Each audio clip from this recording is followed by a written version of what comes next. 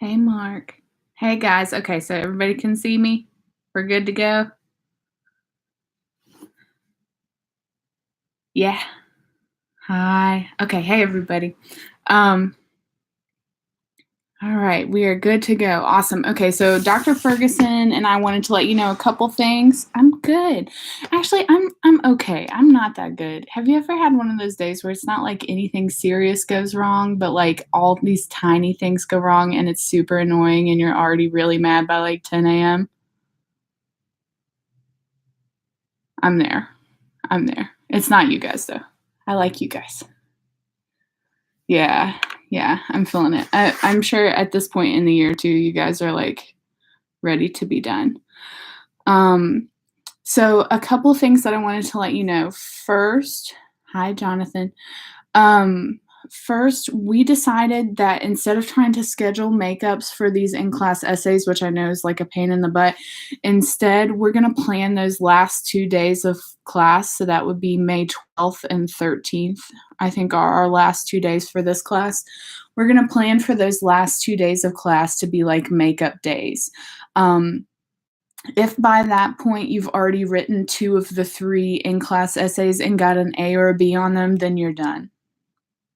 And then, or if you do need to make up one of the in-class essays, that will be the time that we do it. Is that cool? Okay, good. So if you're having to be out Friday, I try not to stress about it too much. I feel like, especially you guys, because I know that. So the upside for us is like I'm talking to you guys. We've had more practice with having class discussions, and I think that we can get through both of these poems. If you get through these with me, you're going to be ready to write that essay tomorrow. So I think like unless you have to miss school, like come to school tomorrow and write the paper because I'm going to get you ready to do it, and make a good grade on it. Deal? If you can. Um, if you can. So, and then you really only have to worry about getting one more done. So we'll knock it out. Um, I have graded a couple of the research papers so far. I think like maybe 10, not many, because I'm trying to go slow and give you guys good feedback.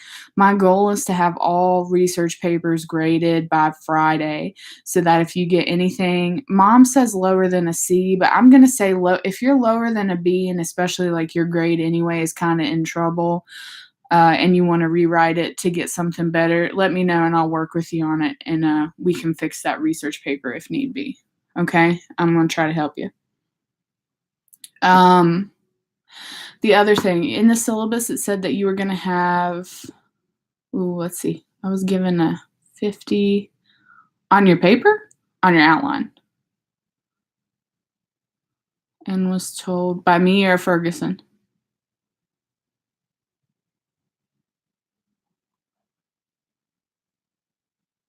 Okay. Couldn't resubmit the outline? Okay.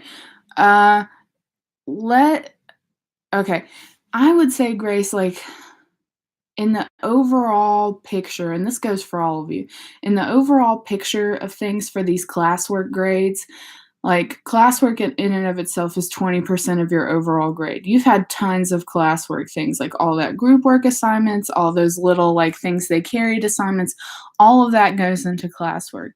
So like one or two classwork grades that aren't as good as you want them to be is probably not going to affect your overall average that much.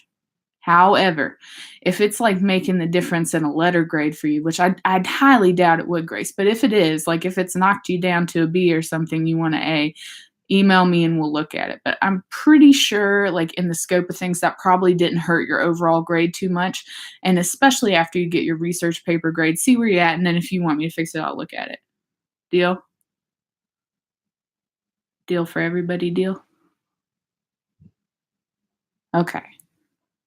Yeah, we'll make sure. Yeah, you deserve a good grade. Your work's good. Yeah. Yeah. Well, all right. We'll keep an eye on you. Okay, so the other thing in the syllabus, it said that you were going to have research presentations, oral presentations on your research papers. We have decided that your oral presentations that you did at State with Dr. Ferguson are good enough for that. I think right now we just need to focus on getting through these last couple of in-class essays and be done with it. I'm done, and I know y'all are done, right? I should be drinking tea, the tea. Tea. We are all done. So no, done. So no extra oral reports or anything like that. We're gonna do this in-class essay on these poems this week. I think next week I'm gonna pick what we're gonna do an in-class essay on. So I think I'm gonna do some kind of creepy short story because that's what I like. So we'll read a creepy short story and have a discussion about it. And the third one, I don't know. Yeah, everybody likes creepy short stories. Yeah. How long will they all be? The short story? If I have you read a short story next week, are like less than 15 pages. Oh, the in-class essays, Alexis. That's a good question. We expect for an in-class essay to be like a standard 5-paragraph essay. At least 4, but I would go for 5 and follow the format that I've taught you in the past as far as what goes in those intro paragraphs and body paragraphs. And if you are able to do the in-class essay tomorrow, I'm actually going to give you a template for your thesis statement. And you will just fill in the blanks for your thesis statement and then roll and write those body paragraphs, and it should be pretty easy. Cool. And I might try, if you guys do well with the template for the thesis statement, we might do that for each one. Yeah, that should make it a lot easier, I think. All right. For this in-class essay, you're going to be able to choose which one of these 2 poems you want to write about. So because of that, and I want to make sure we have time for it, which of the 2 poems would you guys like to discuss first? I will say this, I'm kind of leaning towards one, and I'll see if you're on my side with this. Even though To Lucasta is shorter and therefore seems easier, To Lucasta is shorter and therefore seems easier. Like from an in-class essay perspective, I would choose Dulce et Decorum Est because it's a longer poem and you have more material to quote from. Does that make sense? Exactly, Sabrina. Yeah, it has more material, so you have more places that you can find evidence and examples to build those body paragraphs. So I say let's spend some time on Dulce et Decorum, and then I can brush over To Lucasta at the end. Sound good? We'll go with it. All right, so I'm going to be kind of flipping around between where we're talking. Actually, let me just open it in another browser. Sometimes I'm really dumb to be somebody that teaches technology. Okay. Because I'm trying to pull up my poem on one side of the screen and you guys on the other so I can see what you're saying and read at the same time. You remember? Multitasking. Okay. I'm good, Cameron. I hope you're okay. We're going to get you through this class, buddy. And then when you're in a bowl game for Purdue and I'm drinking beer at home with my husband, I can point to you next year, okay? So don't let me down. All right. Yes. All right, cool. Of course.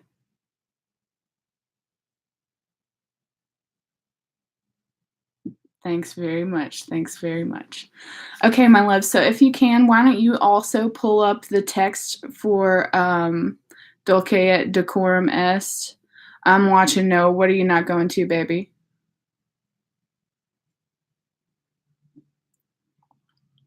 Okay, I guess it wasn't that important. So you guys pull up not going to Purdue, but you do need to graduate too. LOL. Yes, we'll find a way for you. Pro tip: turn in all of the work from here on out and listen really good to me talk about this poem and then write it tomorrow in your essay. All right? You can do this. Okay, so y'all pull up the text for, good. Y'all pull up the text for Dulce et Decorum Est beside this too on your computer so you can read along with me and you can see what you need. All right. So before we get started reading this poem, I want to teach you a little bit about how if you have to write about a poem and they just give you like a general essay topic, I'm going to type this into our Google Doc, and they tell you to explicate the poem. Back in the day, like back in Ferguson's day, that meant summarize the poem line by line, kind of act like you're translating something and just go down line by line and tell me what it means.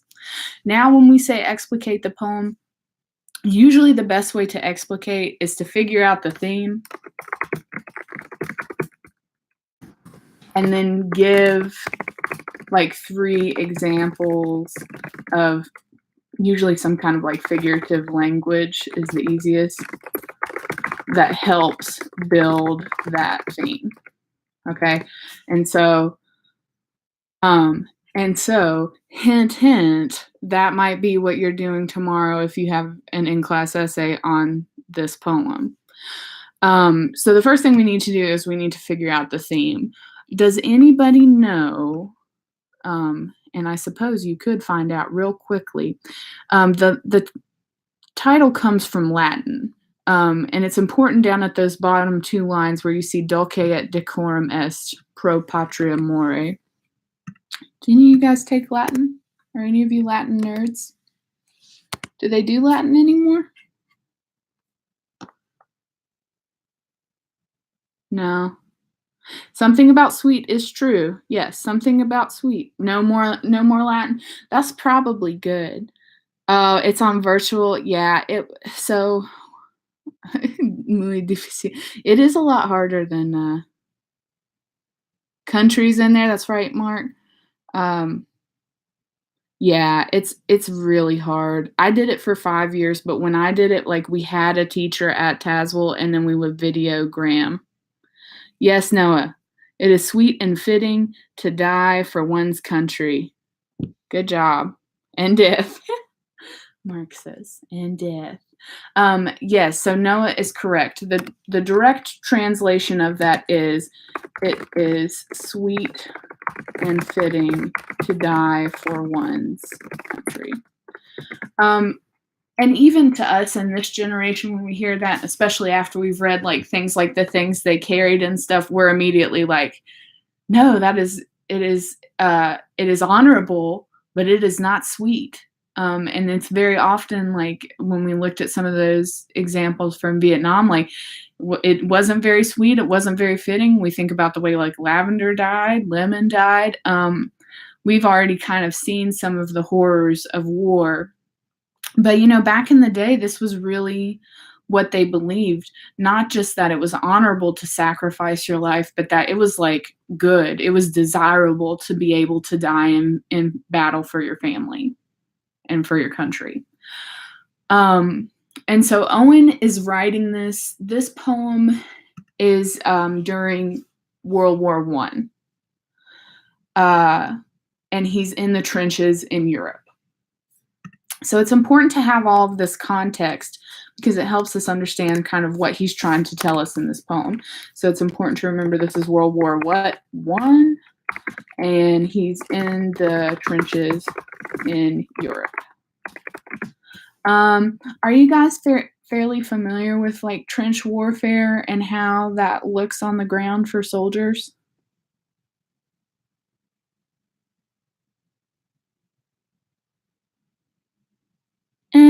Yeah. Okay, so some people, yeah, some people, eh. So basically, it is very ugly. Drew's right. So basically, like, Europe for the most part, or at least where they're fighting, is fairly flat. So imagine flat land, and they dig deep trenches kind of miles apart, and then it's kind of like a game of chicken. Some soldiers get up and run, and they'll throw bombs and gas into the other one's trenches or fly over.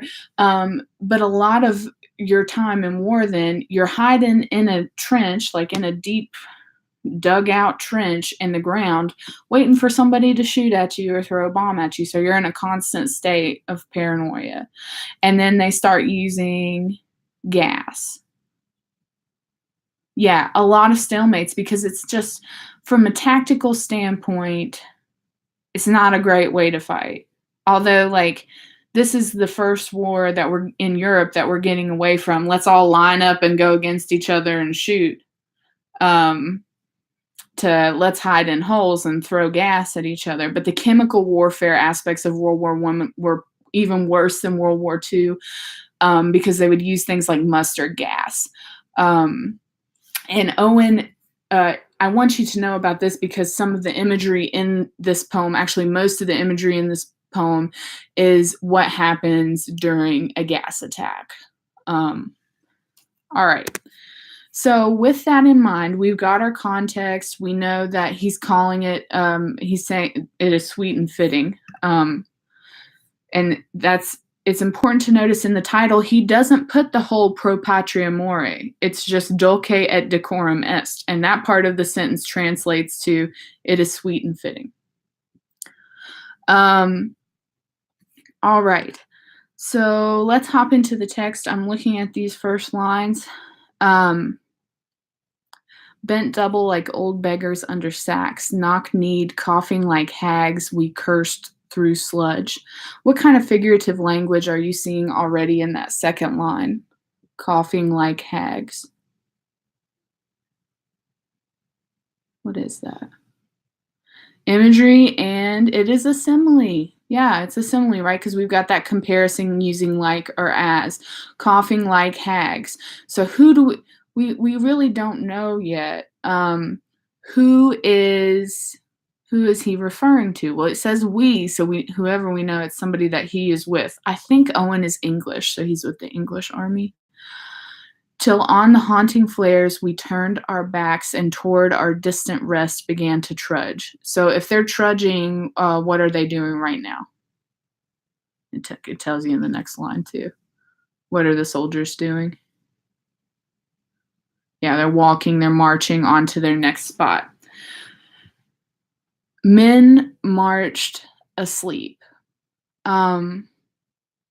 Since we know that that's not really possible, that's a paradox, we could say. But what do we know about these men if they're marching asleep, they're coughing like hags? They're tired, they're exhausted. Yeah. They're in a daze. They're there, but not really there. Yeah, they're physically there. They're in a trance, tired and beat down, all very good. And we can tell if they're already coughing like hags, they've probably been exposed to numb to everything. Yeah, that's really good, Gabriel. We know, yeah, the gas is coming. Low morale for sure. We know that they've already been exposed to a lot. Many had lost their boots, but limped on bloodshod. All went lame. What does it mean if he says you went lame? Does it mean if you go lame? Does it just mean they're uncool the way that we use lame? No, can't walk. Yeah, they're numb. Yeah, if you're lame, you limp. Yeah, you're numb. You can't walk right. Yeah, you're fumbling along. All blind, drunk with fatigue. So again, we're just getting all of this imagery, all of this strong language emphasizing how exhausted they are, and they're already practically dead walking. Deaf even to the hoots of gas shells dropping softly behind. And then you hear gas, gas, quick boys. So they're being attacked. The gas shells have been dropped, and they say softly behind. Think about how tired and numb and out of it you have to be like walking along like a zombie, and gas shells drop behind you, and it's like you barely even react until they hear them yelling gas, gas, it's gas. And then it becomes. And really quickly, this mood kind of changes here, and we go over to an ecstasy of fumbling. Because why are they fumbling? If it's a gas attack, you've got to quickly try to put all of your equipment on to cover you and protect you. Because, I mean, like, mustard gas will boil your skin when it touches it. It's messed up. So, an ecstasy of fumbling, fitting the clumsy helmets just in time, but someone still was yelling out and stumbling and floundering like a man in fire or lime.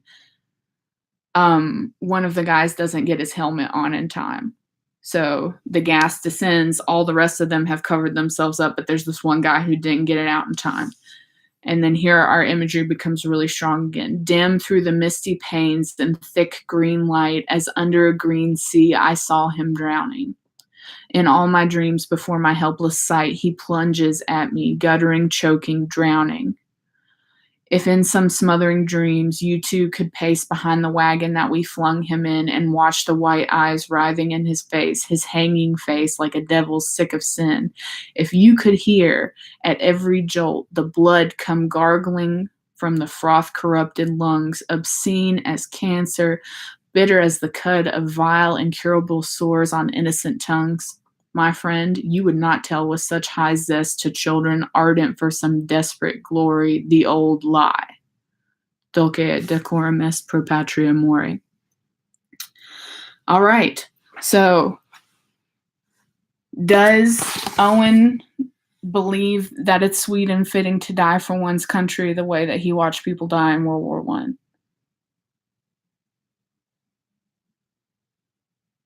Is that what he's trying to tell us with this poem? Not at all. Not at all. And I don't think that he's trying to say that there was no that soldier doesn't deserve to be honored or anything like that. I think he interprets it more as this is our country lying to us and telling us that it's okay for us to want to die for them in that way.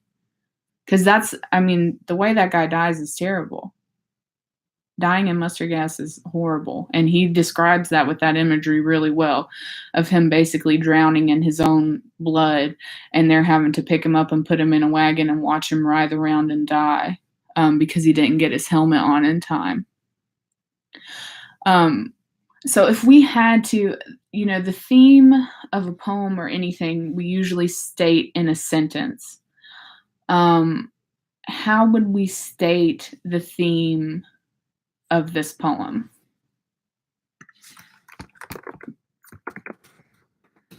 Take a shot at it. I'm not going to be mean and be like, no, you're wrong. Or you can even give me.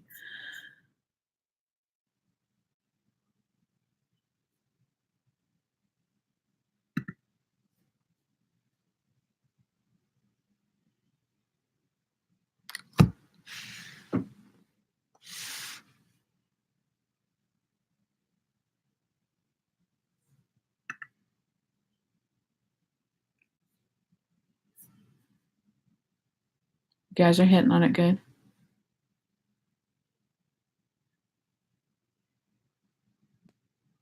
I like Chandler and Mark, you guys look good. Jasmine, yeah, just because you're doing good for someone doesn't mean it's good for you. And I would even specify and say just because you're doing good for your country doesn't mean it's good for you. And for this one, maybe, yeah, do what's best, or certainly, sacrifice. A sacrifice shouldn't be something like that. What is considered right for a large group may not always be right. Yeah. Yeah, no, don't sacrifice yourself for something that might be wrong. I like all of these. I like all of these. I think you guys are picking up on this really well. And you could even just take the title of the poem and turn it on its head and say like, ironically, the theme of this poem is that it is not sweet and fitting to die for your country sometimes.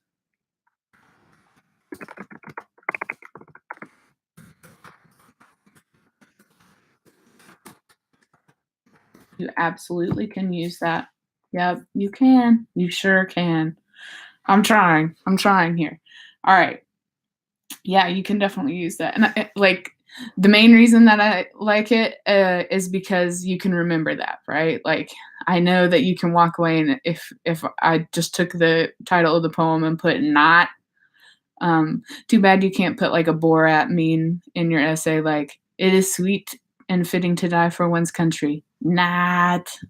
Um, Probably not a good point for that humor anyway, because, Borat's pretty bad. Very nice. Yes. I'm so glad I'm not the only person who says that all the time. Okay. So I would use that as the theme. Now, when we talk about, like, for your essay, we're going to ask for 3 examples of figurative language or imagery or something that will contribute to building that theme. So let's tackle a few of these that you could then develop into body paragraphs in this essay tomorrow. I think the first one that we already identified is he uses simile, right? Am I putting too many I's in there? I don't always, yeah, okay. No. Spelling is hard.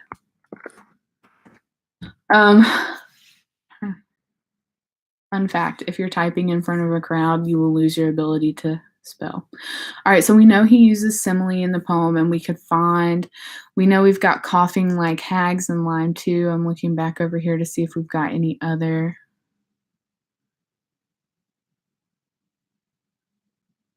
Am I gonna leave this information in the doc? I feel like that's too much, man. That's too much. That's too much. Obscene is cancer, Grace says. That's good. Floundering around like man in fire or lime. Yeah, good job. Thank you guys for pulling those out for me. So you've got multiple similes that you could pull and use as examples. And I want you to do it the exact same way that we have, it's like copy and paste fast. All right. I want you to be able to, Cameron too, look at all this fast copying. All right, I want you to be able to integrate quotes the same way that you have with your things they carried, right? So just make sure you don't say something like, Owen uses similes. And then, like, instead of integrating, you just put coughing like hags, line 2. That's how I want you to cite lines, PS, after these quotes. Like, don't do that, right? Like, let's see. Grace, you're usually good at integrating quotes. Move your little cursor up there by my quote and integrate it for me. Grace can, or somebody else can too, but I think Grace can do it. Move your little cursor up there beside my coughing like hags and integrate that quote for me. What would you put before it so that it's integrated into there? You need a break? You need a minute? Okay. All right. I'll give you a minute. It doesn't have to be anything special. Just give me a little something before coughing like hags so the quote is integrated instead of just standing there. Because I did notice, what's up, babe? Okay. All right. You can get your stuff together first. I might help you out on that. Whoever just deleted that thing, come on.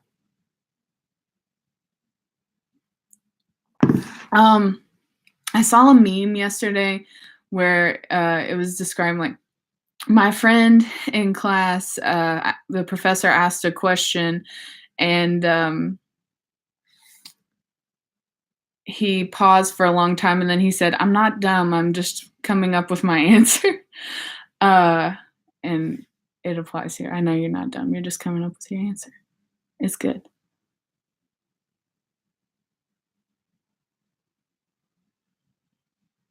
Yeah. One of the many similes is, and then you give it. Yeah. Give a little comma there. And now it's integrated. Like, Grace did a good job. Oh, you can analyze and everything for me. You don't have to do that. You are ready. You get your stuff together fast.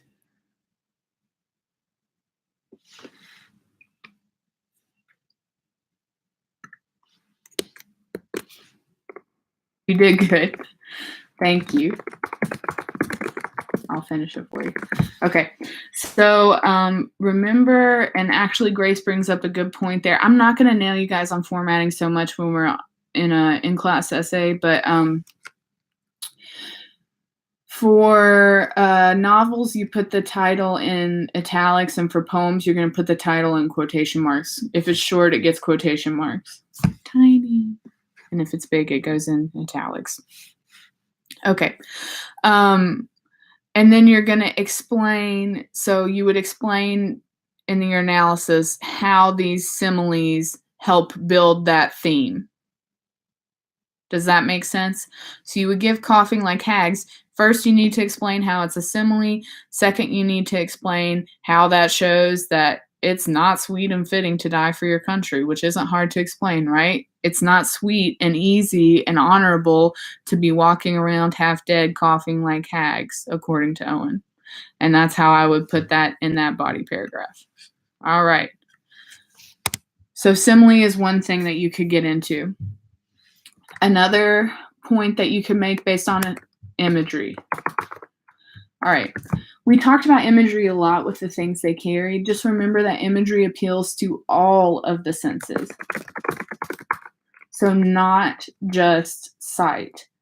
Although the visual imagery of watching that guy's eyes sticking out and stuff like that, it is, and the mist, I think if I was doing it, I really like pulling out this quote. Dim through the misty panes and thick green light. I just think that I like that imagery. I can see like the green smoke that's billowing around and making it hard to see.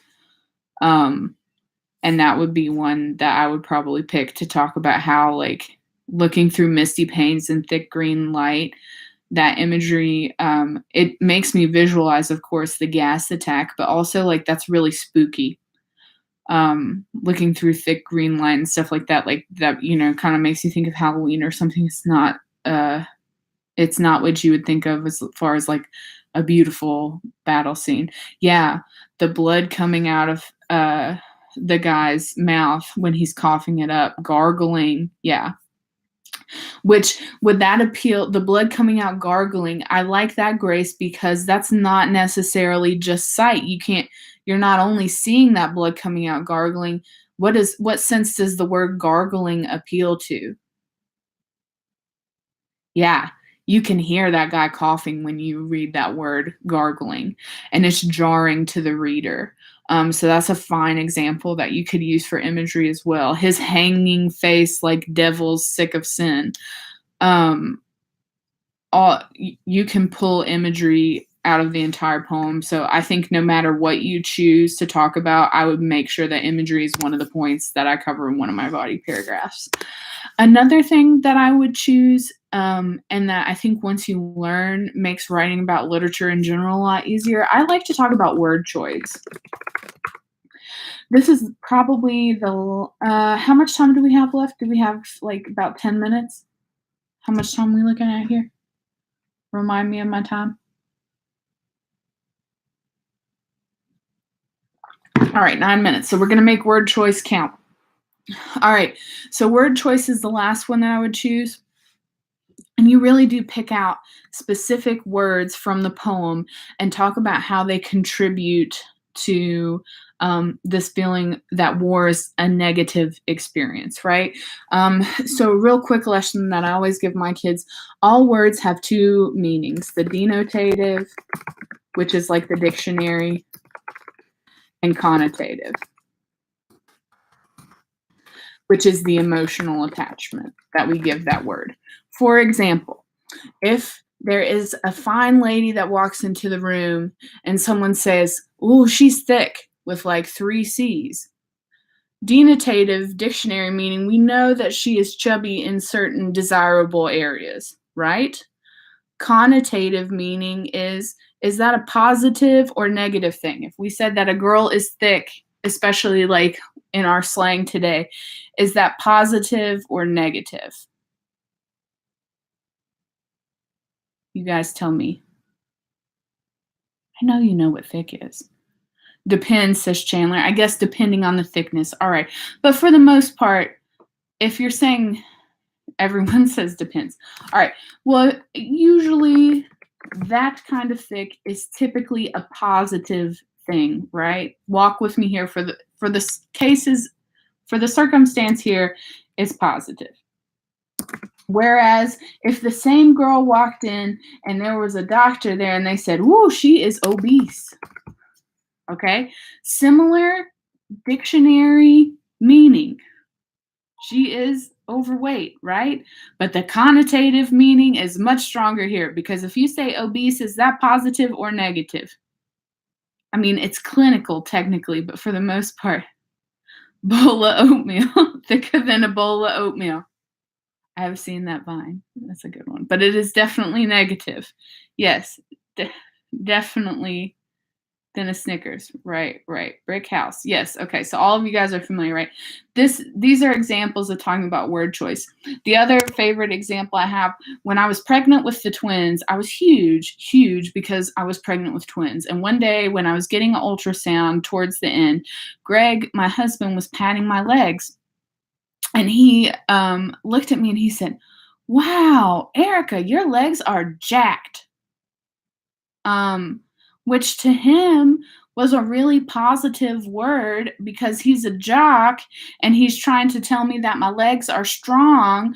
And I immediately started crying because when I think of jacked, I think about like a big muscle man. And I started crying. I said, "They're jacked because I'm so fat and they have to carry my fat butt around with these babies." And that will always be my example for word choice because he just picked the wrong word. Don't tell your wife who's huge pregnant and has big legs because she's got to be strong to carry around all that weight that her legs are jacked. He could have said, "Wow, your legs are really strong." Even just strong like would have been a better connotative choice, or like, "Wow, your legs are so shapely," or whatever. Like he could have just. So that's always my word choice thing. Okay, so but you get it, right? Like words have positive or negative connotations based on our emotional connections with them.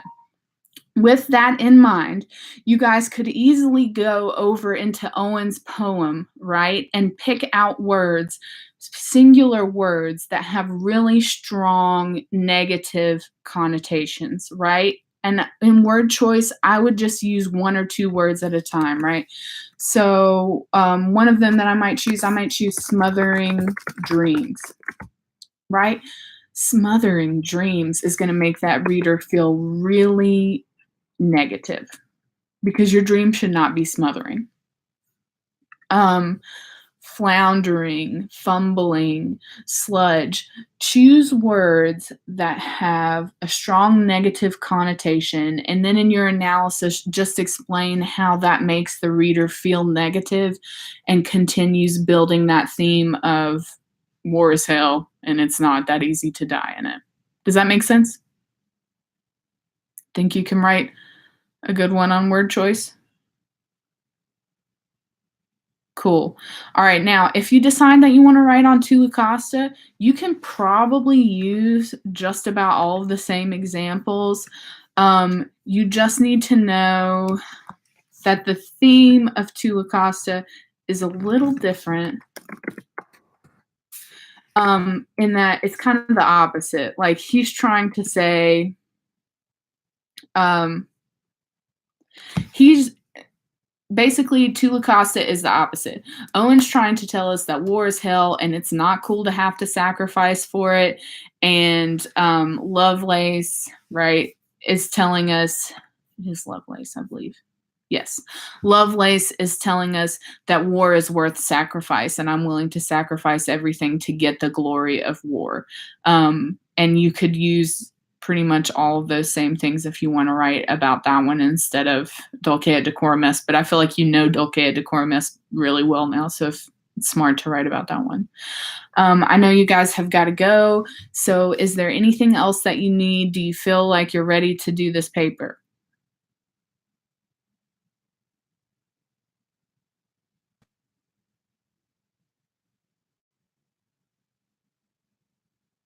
You're welcome. So if you aren't here, you're ready, SpongeBob. If you aren't here tomorrow, you're gonna make it up either May 12th or 13th, and you might have a different prompt at that point. So just try to do your other ones and do a good job if you can't be here tomorrow. But if you can be here tomorrow, good on you. You got this. If you guys have any questions about can I do it at home? No. You got to do it at school. If you ain't present, it ain't pleasant to do an in-class essay. That's why it's called an in-class essay.